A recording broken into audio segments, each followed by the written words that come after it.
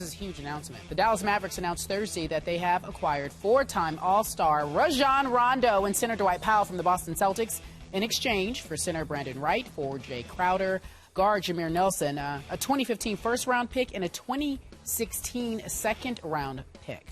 The 28-year-old point guard is an upgrade and could be that missing piece for Dallas. Here's a look at the potential starting five. Take a look at that roster, folks. Tyson Chandler, Chandler Parsons, Dirk Nowitzki, Monte Ellis, and Rajon Rondo. Stephen A., yesterday you were big on this. So with this roster and perhaps Rajon Rondo now being that missing piece, does this automatically make them title favorites? Of course not. No way on earth does it automatically make them title favorites because they're in the Western Conference. If they were in the Eastern Conference, I think it would make them favorites to come out of the East ahead of Chicago and Cleveland, to be quite honest with you. But in the Western Conference, even at 19-8, they're the sixth seed right now if the playoffs were to begin today. And when you look at the other teams within the conference, I don't think it automatically puts them ahead of Memphis, San Antonio. To some degree, I think you can make the argument that it could potentially put them ahead of Golden State, but only because Bogut is out right now with his injuries. The Clippers obviously losing Spencer Hawes is going to struggle a little bit.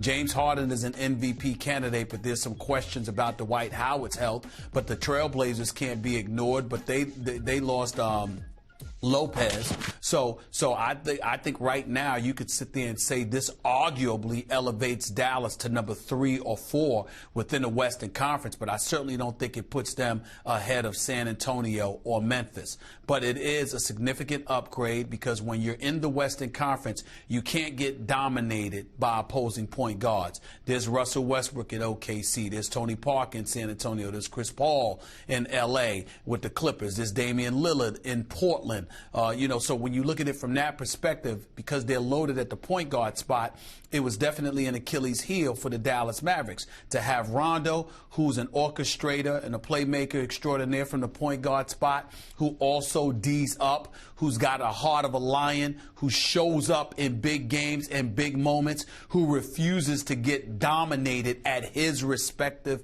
position. I think all of those things help him, helps the Dallas Mavericks. And, of course, because he's the ultimate facilitator, he's a guy that's going to make Tyson Chandler look better. He's going to make Chandler Parsons look better. Dirk Nowitzki and Monte Ellis, too, but they don't need him as much as Chandler Parsons and Tyson Chandler will. But the fact that he's there, it's definitely a significant upgrade. And more importantly, Rick Carlisle, I keep saying this, Skip, is one of the best coaches in the game. And to have a quintessential extension of himself on that basketball court goes a very, very long way. I definitely think that Dallas is going to have something to say. They could end up going to the finals, but you can't guarantee that this automatically elevates them to the number 1 spot because there are challenges Rondo has offensively with his perimeter shot, and going up against some of those mercurial point guards in the Western Conference may be difficult, but he will rise to the challenge. He's definitely an upgrade, and it makes Dallas better. That much I'm willing to say. So if you had to put a percent on it, just ballpark a percent, Dallas just got X percent better, what would you say? I'd say about 40% better. 40%?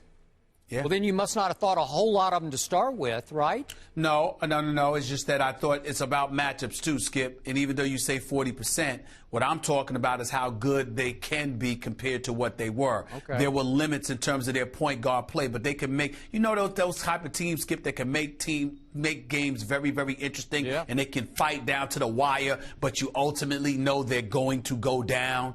Now you don't know that because they have Rondo. Yeah. Okay, I'll buy that. I said yesterday, I think I wrapped up the discussion we had when we didn't know whether it was going to happen or not. I said it could make them 20% better, and I thought that was a lot better.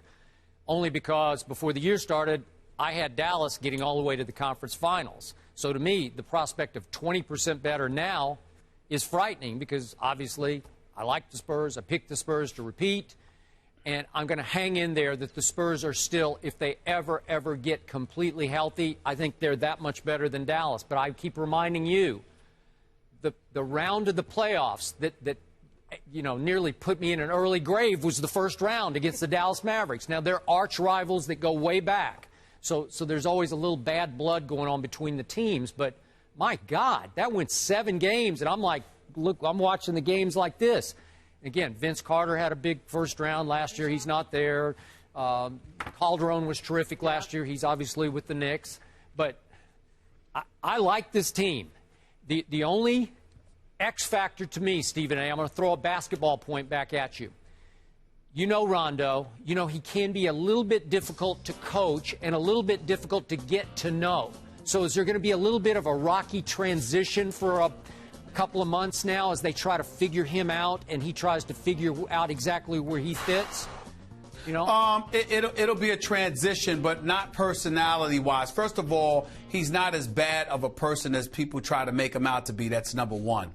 Number two, and more importantly, Skip, he's basically being handed a contender.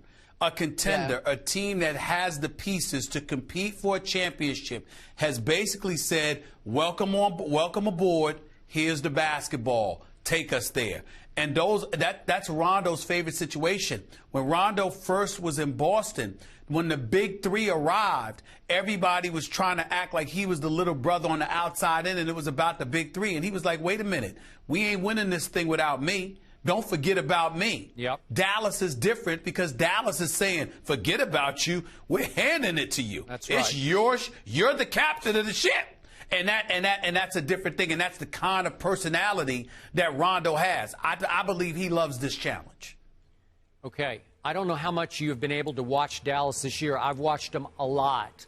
And I'm here to tell you, games. Okay, Monte Ellis is one of the weirdest players to watch in the league. What's that? You're agreeing with me? I'm a Monte Ellis fan. I'm a fan, but what I'm saying is he comes and he goes. There are nights when he gets the ball in his hand in the fourth quarter, he is literally unstoppable. He can go into a zone where he is I'm talking about the best closer in the league. He can be on given nights an MVP candidate. And some nights I'm like, where did he go? I think he and Rondo are going to have a little rocky transition period to try to figure out how it works between the two of them. Because remember, sometimes Monte is at his best when he plays point, dribbles the ball up the floor, and they just come and pick and roll with him because he can be lethal in that pick and roll. So will Rondo, again, Rondo can't play two guard. He can't play off the ball because he can't shoot. But again, will they be able to, your turn, my turn a little bit? Well, you got to remember, it's not so much your turn, my turn. Actually, Rondo's inability to hit perimeter shots helps Monte Ellis. Mm-hmm. The reason why is because you don't have a point guard who's looking to shoot. He's going to leave the shooting to you because he knows that's not his game. You see what I'm saying? Yep. With a Monte Ellis, where you have a problem is if you're playing in a backcourt with somebody who believes they can shoot the ball as well as you, because then they're not deferring to you when it comes to that responsibility. They're trying to take some of it on themselves. That's not Rondo. Rondo has absolutely, if Rondo scored 4 points but averaged 15 or 20 assists a game, he wouldn't care. But you have some point guards, they want to get the 20 points and the 10 assists rather than the 4 points and the 15 to 20 assists. So that's what helps a Monte Ellis. And again, I go back to coaching and I go back to ownership. When you've got a guy like Mark Cuban, who's the owner, who's sitting by the bench. When you've got a guy like Rick Carlisle, who is as astute of a basketball mind as there is on the NBA level. These are small, minuscule, good problems to have. You're not concerned about that. And when I say 40% better, by the way, I'm not talking about record. I'm only talking about how, in a clutch moment, they're 40% better. Okay, and I do agree. He will rub off on them defensively, and if they have any deficiency, it's been defensively. He plays with tenacity on every possession. It will rub off. Last quick point for my friends in Oklahoma City. We are not excluding the Thunder from this conversation. They are rising quickly into this conversation, and last night, before Kevin Durant turned his ankle, he had scored 30 points in 20 first half. In 20 minutes. Whoa.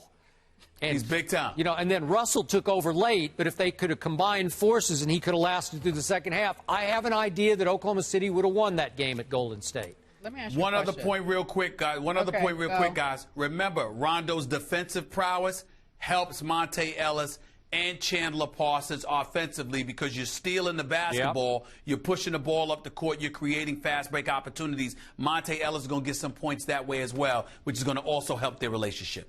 Uh-oh. All right. I think they're 50% better. No, I didn't hear that because the producers were talking to me. Sorry. But I will tell you this.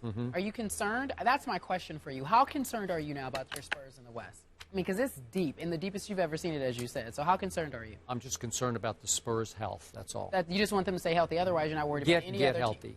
Any other team, you're not worried about them. No, I'm not.